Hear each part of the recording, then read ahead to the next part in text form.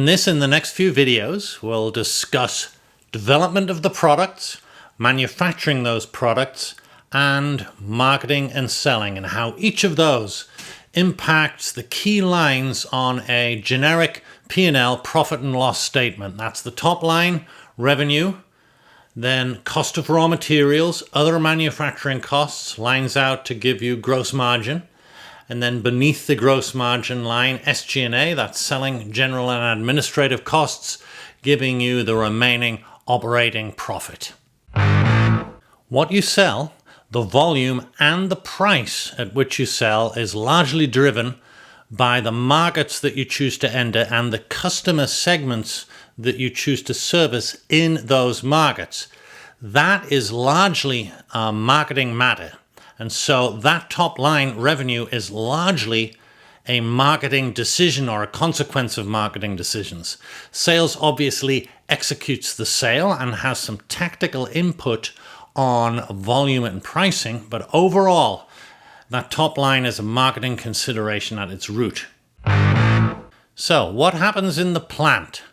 The raw materials that you buy and the efficiency with which you convert those to finished products, that's a yield, and the other costs that you incur in making that conversion, those are all manufacturing matters. And so getting down to that gross margin is the result of decisions in marketing and manufacturing.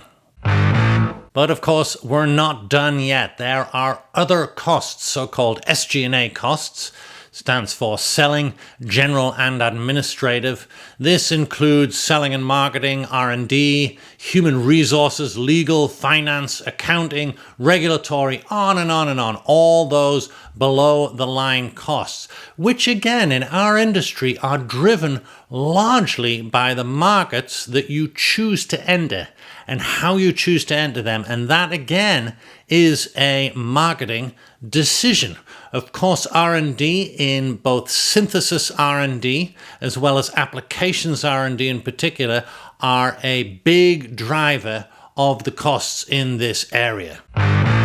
In future videos in this series, we're going to dig into each of these line items in the P&L in a lot more detail for companies in our industry. We'll give you some examples of what different companies are doing differently, what some are doing well, maybe some not so well, and we'll discuss what you as a manager in the surfactants business can do to impact each of these lines to hopefully the betterment of your business. And so I hope that you have found this little teaser video interesting and informative. And thanks again, as always, for your time and attention.